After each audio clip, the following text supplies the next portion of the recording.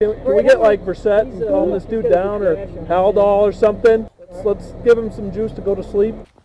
Tonight, renewed efforts to limit the use of the powerful sedative ketamine during encounters with police. The drug was called into question after the arrest of Elijah McClain, who died in police custody in 2019. And Aurora paramedics injected McClain with 500 milligrams of ketamine after incorrectly estimating his weight. Now, that would be a dose for a 200-pound person. Elijah McClain weighed 143 pounds.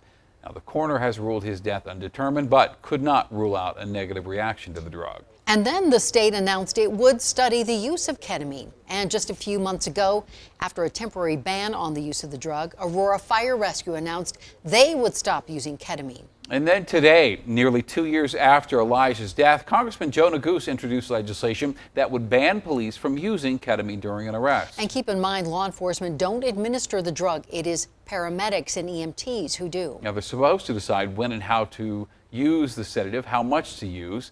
In Elijah's case, it was administered at the direction of police on the scene. As Denver 7's Sloan Dickey reports, this proposed law would stop that from happening again.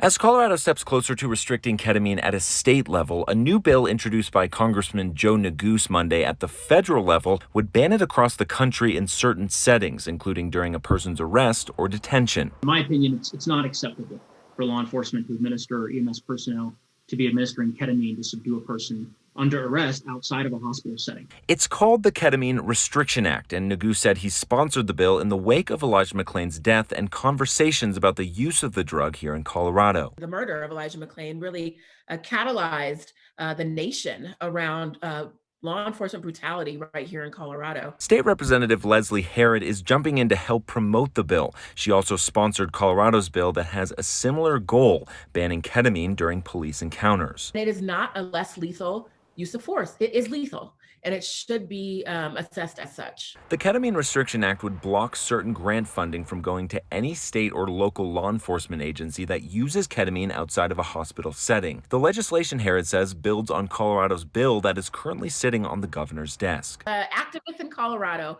and the conversations we've had here have really sparked a national conversation and hopefully will spark nationwide change. According to the Colorado Department of Health and Environment, ketamine was administered 455 times in the state in 2019 before it was banned in many jurisdictions in 2020.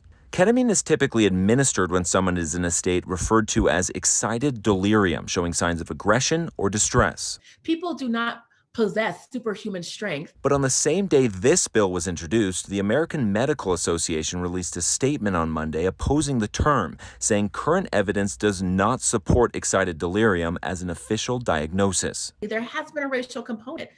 Black men, like Elijah McClain, are seen as bigger and stronger and more likely to be given the excited delirium diagnosis, if you will. Because police don't actually administer the drug, they did not return a request for comment on the legislation. But some EMS organizations have signaled concern that banning ketamine could potentially remove an important safety tool for their employees. When there are other tools and other drugs, quite frankly, that can be used that are life-saving as opposed to life-ending, that's really what we should turn to. Sloan Dickey, Denver 7. And now let's take a deeper look at who can administer the drug.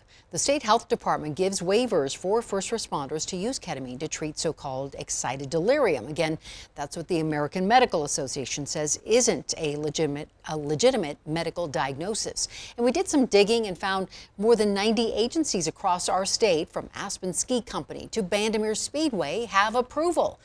Denver 7 Investigates found less than half actually have used it. We also found ketamine was administered more than 900 times between 2018 and 2020. And this federal measure comes after a new state bill that prohibits paramedics from administering ketamine to, this is a quote, subdue, sedate, or chemically incapacitate anyone in police custody unless it is justifiable a medical emergency.